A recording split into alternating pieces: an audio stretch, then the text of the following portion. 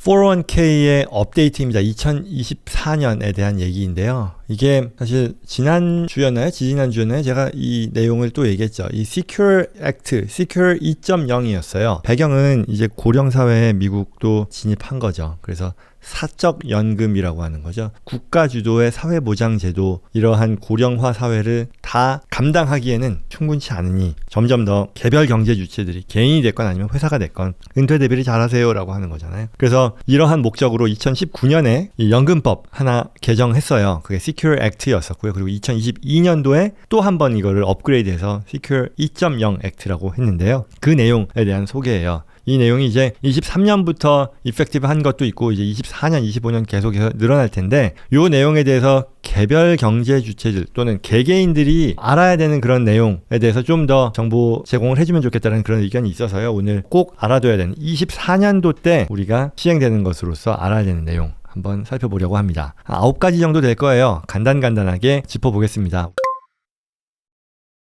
우선 첫 번째는요, Roth 401k에 대해서 Employer Match가 생겼어요. 이 말은 원래는요, 알다시피 401k에 대해서 인플로이어가 매칭해 줄 수 있는 그런 룰이 있잖아요. 이 개념은 이런 거죠. 내가 종업원으로서 내가 벌어들인 돈, 월급이 있는데, 급여가 있는데 그 중에 만불을 내가 401k에 집어넣으면 회사의 선택에 따라서요, 뭐 3% 매칭이다, 4% 매칭이다, 이런 규정이 있어서 내가 불입하는 금액에서 나의 연급여에 해당 퍼센트, 만약에 3%라고 하면 그 퍼센트만큼은 고용주가 같이 매칭해서 나의 이 금융계좌, 나의 401k 계좌에 컨트리뷰션을 해주는 그런 제도였었단 말이죠. 예컨대 내가 10만 불의 급여를 받는, 연봉을 받는 사람이라고 하면, 그리고 회사가 매칭해주는 게 3%라고 할게요. 그러면 3%만큼이니까 3,000불이죠. 3,000불까지는 내가 나의 급여에서 이 트래디셔널 401k로 컨트리뷰트를 하는데, 거기에 불입을 하는데, 내가 3,000불까지 하는 거에 대해서는 종업원뿐만 아니라 고용주도 같이 매칭을 해준다는 거죠. 그럼 이 사람은 10만 불 자기 돈 넣고 고용주로부터 3,000불을 추가로 받으니까 이거는 어디셔널 컴펜세이션이잖아요. 그러니 당연히 이거를 활용해야 되는 건데, 이거를 원래는 트래디셔널 401k까지만 하는 게 룰이었었는데요. 이제는요, 이게 트래디셔널 뿐만 아니라 Roth에도 할 수 있게 되었다라는 그런 내용입니다. Roth라고 하는 것은 세금을 납부한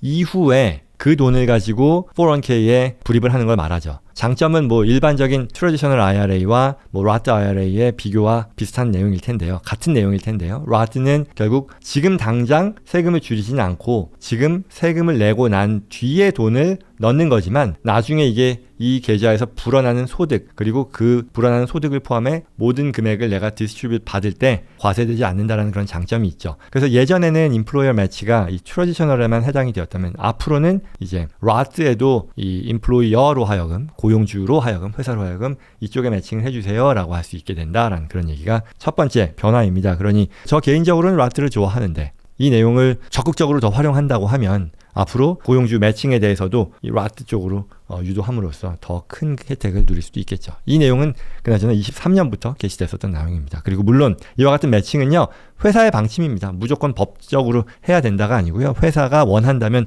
Roth 매칭도 해줄 수 있다는 게 그 내용이에요. 401k Emergency Saving이라는 게 새로 생겼어요. 뭐냐면 2024년에 이건 처음 생긴 건데요. 엑스트라 버킷이 생겼다라고 보면 돼요. 그러니까 401k라고 하는 것이 원래는 트래디셔널하게는 이 프리텍스로 집어넣는 그런 게 있고요. 그 다음에 Roth 401k라는 게 있는데, 이 두 개를 넣는 것 제외하고도 내가 종업원이 원한다면 이 Emergency Saving 어카운트에 매년 최대 2,500불까지 넣을 수 있는 거예요. 그리고 이거는 세이빙스 어카운트이기 때문에요, 굉장히 보수적으로 투자가 됩니다. 말하자면 뭐 은행의 세이빙스 어카운트처럼 그냥 작은 금액의 베네핏만 받는 거예요. 뭐 그래도 큰 문제는 없는 것이 이 불입 금액 자체가 그렇게 높지는 않으니까요. 그리고 이 2,500불이라고 하는 것은 반드시 고용주가 2,500불까지 해야 되는 건 아니고요, 선택할 수 있는 거예요. 2,500불까지 맥시멈인 거죠. 이렇게 불입해 줄 수 있다라는 얘기고요. 그래서 사실은 이 내용이요, 24년도에 시작이 되지만 23년도에 이와 비슷한 형태의 이 세이빙 제도를 제공하고 있는 그런 회사들이 있어요. 뭐 대표적인 게 이 델타 항공인데요. 뭐 델타 항공이라던가 베스트바이, 뭐 스타벅스 같은 데서 이와 비슷한 이머전시 세이빙스 제도를 이미 발효하고 진행하고 있는데, CNBC 기사인데요. 여기서는 이 델타의 제도에 대해서 굉장히 흥미롭고 바람직하다, 앞으로의 방향성을 보여준다라는 라는 차원에서 다루었어요. 뭐냐면 이게 델타에서는 1,000불을 준답니다. 1,000불을 주는데 1,000불을 이 고용주가 요 직원의 이머전시 세이빙스 어카운트에 넣어주는데 넣어주는 방식이 먼저 회사가 제공하는 이 재정교육, Financial Education 프로그램이 있는데 여기에 직원들이 참여해서 그 코스를 마치면 750불을 넣어주고요. 그리고 그 다음에 또 회사가 250불을 매칭해 줌으로써 최종적으로는 1,000불의 이 이머전시 세이빙 어카운트를 회사가 종업원들에게 제공하는 추가의 혜택으로 또 만들었다라는 거죠. 이게 앞으로 24년도 때도 다른 기업들도 채택하지 않을까라는 거죠. 물론 이거는요, 이와 같은 이머전시 세이빙스는요, 모든 직원에게 가능한 건 아니고요. 내 급여가, 내 연봉이 15만 불 이하였을 경우에만 누릴 수 있는 혜택입니다. 그 다음에 이제 세 번째는요, 이 emergency withdrawal이라고 하는 건데요. 원래부터 있었던 제도 아니냐라고 할 수도 있는데 그렇진 않습니다. 뭐냐면 내가 가지고 있는 401k에서 세이빙, 좀 아까 얘기했던 세이빙과는 별도입니다. 세이빙에서는 뭐 언제든지 엑스트라 어떤 이머전시 상황에서 꺼내 쓸 수 있는데 그게 없는 상황이라 하더라도 나의 기존의 401k 계좌에서 최대 1,000불씩 꺼내 쓸 수 있다는 얘기죠. 그리고 이 제도는 24년도부터 시작됩니다. 이거는 뭐 퍼스널한 거, 패밀리의 어떤 이머전시라던가 뭐 이런 것들이 발생했을 때 꺼내 쓸 수 있다는 것이고요. 그럴 경우에는 원래는 꺼냈을 때 10% 페널티가 붙잖아요. 근데 그거를 면제해 주겠다라는 거니까요. 필요할 때 쓸 수 있고요. 다만 중요한 것은 이와 같이 차진 금액은요, 3년 이내에 다시 채워 넣어야만 페널티 면제가 유효하다라는 거니까요. 역시 우리가 염두에 둘 만한 그런 내용이라 하겠죠. 그 다음에 캐치업 컨트리뷰션이 꽤 또 큰 변화가 있습니다. 50세 이상에 대해서요, 원래 7,500불까지 캐치업할 수 있다. 원래 애뉴얼 컨트리뷰션 리밋이 있잖아요. 그런데 만약에 그걸 불입하는 그 종업원의 나이가 50세가 넘으면 7,500불을 높이는 건데 이게요, 변동이 생겼어요. 원래는 사실 이게 더 안 좋은 방식으로의 변경이라고 볼 수도 있을 텐데요. 이와 같이 7,500불을 캐치업 컨트리뷰션 할 때 원래는 이 인컴에 대한 제약이 없었습니다. 없었는데요. 이제는 생긴 거예요. 그래서 만약에 나의 인컴이 45,000불 연 인컴이요, 그보다 높다라고 할 경우에는 로스에만 내가 넣을 수 있다라는 그런 규정이에요. 그리고 만약에 그렇지 않은 경우에는 트래디셔널 또는 로스에 같이 넣을 수 있다라는 거죠. 그런데 이게 이렇게 왜 됐느냐 하면 로스에 7,500불을 넣을 수 있게 해줬다. 제약을 거는 거죠. 원래는 둘 다 할 수 있었는데 이유는 결국 의회 차원에서 고임금의 생활자들에 대해서는 과세 수입을 늘리겠다라는 그런 취지라고 볼 수 있겠죠. 왜? 로스는 여기에 넣는 금액이 당장 세금 공제가 되는 게 아니잖아요. 세금을 낸 뒤에 넣을 수 있는 거니까 결국은 고임금, 상대적으로 14만 5천 이상을 버는 사람들한테는 당장 금년도에 어떤 텍스를 줄여주는 혜택을 더 이상 주지 않겠다라는 캐치업 컨트리뷰션에 대해서 라는 그런 뜻으로 볼 수 있는 건데 이게요, 최근 법이 바뀌어서요, 2024년부터가 아니고 26년부터 개시되는 것으로 바뀌었으니까요. 이 점 역시 또 염두에 두시면 좋겠습니다.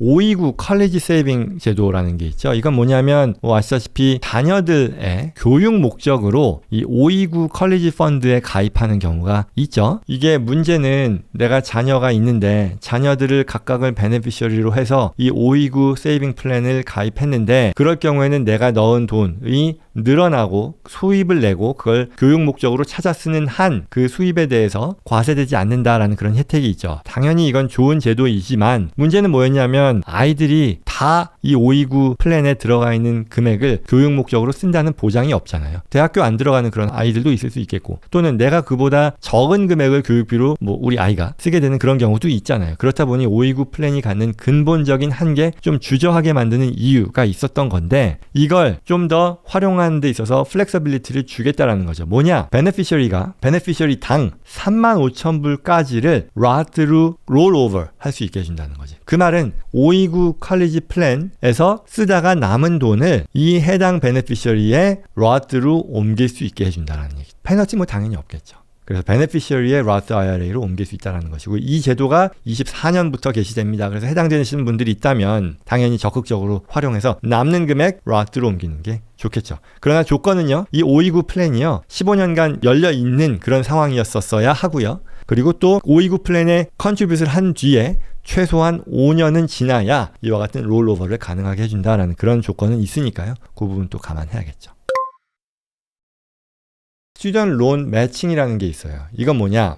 우리가 특히 이제 사회 초년생들에게 굉장히 주목할 만한 그런 혜택일 텐데요. 사회 초년생들이 스튜던트 론이 있잖아요. 그러면은 내가 돈을 벌면서 이렇게 큰 돈을 벌지는 못하는 그런 상황에서 학자금 융자를 갚아야 되잖아요. 그런데 내가 401k에도 나는 은퇴를 위해 불입을 하고 싶은데 학자금 갚느라고 내가 돈이 남는 게 없는 거죠. 그리고 내가 또 401k에 넣으면 앞서 얘기한 것처럼 회사의 매칭 룰에 따라서 내 급여의 뭐 3%, 4%, 5%를 매칭돼서 추가의 컴펜세이션을 받을 수 있는데 내가 그렇게 못하는 상황이니까 더 안타까운 상황이죠. 그렇죠? 내가 학자금을 갚는데 그 돈을 쓰느라 401k에 넣을 돈이 없고 401k에 넣지 못하니 회사의 매칭 베네핏도 못 보는 그런 상황이죠. 이런 것들을 타개할 수 있도록 해주는 게 바로 스튜던트 론 매칭이라는 것이고요. 이걸 통해 학자금을 갚는 것이요. 2024년부터인데요. 학자금을 종업원이 갚는데 드리는 그 금액을 마치 401k에 컨트리뷰트하는 것으로 인정해 주겠다는 거예요. 그러니 인플로이어는 그 금액을 마치 401k 컨트리뷰션과 마찬가지로 간주한다는 말은 매칭 내 어떤 그런 규정도 같이 적용되어야 된다라는. 예를 들어서 어떤 직원이요. 스튜던트 론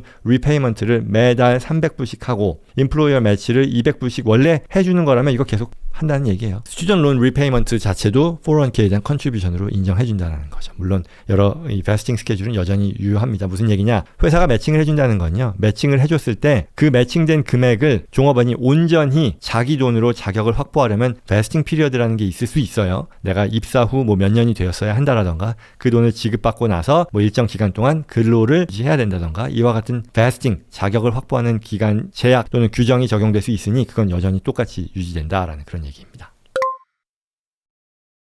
60세에서 63세까지의 캐치업 컨트리뷰션 규정도 있어요. 이거는 24년이 아니라 25년부터 시작이 되는 건데요. 이제 60세에서 63세에 해당되는 분들은 앞서 이 캐치업 컨트리뷰션이 50세 이상에서는 7,500불이었잖아요. 그게 아니라 10,000불이라는 얘기예요. 그래서 또 중요한 것은요. 인컴 수준에 무관하게 25년도 때는 25년과 26년 사이니까 25년을 프랙티컬리 얘기하는 건데요. 10,000불 내가 캐치업 컨트리뷰션으로 추가로 불입할 수 있다. 내가 60세에서 63세 사이일 경우에는 이고요. 만약 내가 그때 26년부터는요. 나의 소득이요. 14만 5천 이상일 경우에는 로트에만 넣을 수 있다. 이 10,000불을요. 그리고 내가 14만 5천보다 낮을 경우에는 로트건 트래디셔널이건 넣을 수 있다. 그러니까 앞서 캐치업 컨트리뷰션이 50세 이상이 7,500이었는데 60세 이상이면 그게 10,000불로 더 뛴다라는 걸로 보면 되겠고요. 25년도 때는 그와 같은 10,000불이 로트로 가느냐 그냥 트래디셔널로 가느냐에 대한 제약이 없지만 26년부터는 소득액이 14만 5천 이상일 경우에는 로트만 10,000불을 넣을 수 있고 그렇지 않은 경우 14만 5천 이하였을 경우에는 2개 아무데나 넣을 수 있게 된다는 그런 변동된 규정의 내용이었습니다. Automatic 401k Enrollment이라는 건데요. 결국은 내가 이제 정부 차원에서는 이러한 가입, 종업원들이 회사의 401k 제도에 가입하는 것을 장려하려는 거죠. 그러니 입사를 하면 회사의 규정을 애초에 이런 직원들을 자동으로 이 가입시키도록 강제한다는 그런 내용이에요. 그래서 Automatic Enrollment이라는 것이 25년부터 시작입니다. 그래서 Mandatory Contribution이 3%부터 가입이 됩니다. 그러니 이런 얘기죠. 25년이 되면 내가 입사를 했을 때 그 회사의 401k 플랜에 나는 강제적으로 가입이 되고요. 무조건 3%를 납부하게 된다는 거죠. 컨트리뷰트 하게 된다는 거죠. 그럼에도 불구하고 이 사람이 나는 이 직원이 나는 진짜 안 할 거예요. 나는 그거 필요 없고 나는 쓸 돈도 없고 나는 빨리 써야 돼요 라고 한다면 옵트 아웃 할 수는 있습니다. 안 하겠다라고 할 수 있어요. 그러니 기본적으로는 자동 가입을 시키고 원하면 빠져나오도록 선택할 수 있게 해주는 그런 규정. 이게 25년부터 개시된다라는 그런 내용입니다. RMD예요. Required Minimum Distribution인데요. 이거는 이거죠. 내가 나이가 많으면 내 Retirement 계좌에서 401k를 포함한 이 계좌에서 강제적으로 distribute, 내가 찾아서 써야 되는 거잖아요. 그러니 내가 그거 안 찾아 써도 되는데도 불구하고 찾아 써야 되니, 찾아 쓴다는 말은 원래 우리가 찾아 씀으로써 찾는 금액에 대해서 과세가 되잖아요. 어쩔 수 없이 내가 세금을 내고 찾아 써야 된다라는 거니까 사람들에 따라서는 이 RMD 기준이 너무 강제적이다. 좀 그 나이를 좀 더 늦췄으면 좋겠다라는 그런 얘기를 했었죠. 그래서 결국은 영향을 받는 것은 이 Traditional 401k, 뭐 403b라고 하는 거는 공무원들을 말하는 거고, 그래서 Traditional IRA, 이런 SEP IRA와 같은 Traditional 계좌에 해당이 될 것이고요. 그래서 23년부터는요, 금년이죠. 이제 73세죠. 73세가 되는 분들이 이 RMD가 적용이 될 것이고요. 그리고 이게 더 가서요, 23년이 아닌 33년도부터는 75세가 되는 그런 분들이 쓰게 된다. 그래서 만약 지금 현재 22년에 72세였다면 지금 이번에 23년에 바뀌는 73세 규정과는 무관하게 RMD가 어플라이 된다라고 보시면 됩니다. 그리고 당연히 또한 바뀐 규정으로서 Roth에 대해서는 RMD가 적용되지 않습니다. 어떻게 보면 Roth를 앞으로 더 써야 되는 그런 이유일 수도 있겠습니다만 뭐 그거야 뭐 개인차가 있는 거니까 Roth 플랜, Roth 401k, Roth IRA 뭐 이런 데서는 강제로 내가 꺼내 써야 되는 그런 조항이 적용되지 않는다라는 얘기입니다. 그리고 페널티도요. 원래는 이게 50%였었거든요. RMD를 지키지 않았을 경우에 지키지 않은 금액에 대해서 50% 페널티가 있었는데 그거를 25%로 낮춰주고요. 그리고 또한 지급하지 않은 RMD를 그 다음 해 말까지만 하면 이 25%에서 또한 10%로 더 줄어들게 됩니다. 그래서 그런 내용들이 24년도에 반영되는 또는 그 이후에 반영되는 401k를 둘러싼 제도의 변경이었습니다. 꼭 참고하셔서 활용하시는데 감안하면 좋겠습니다.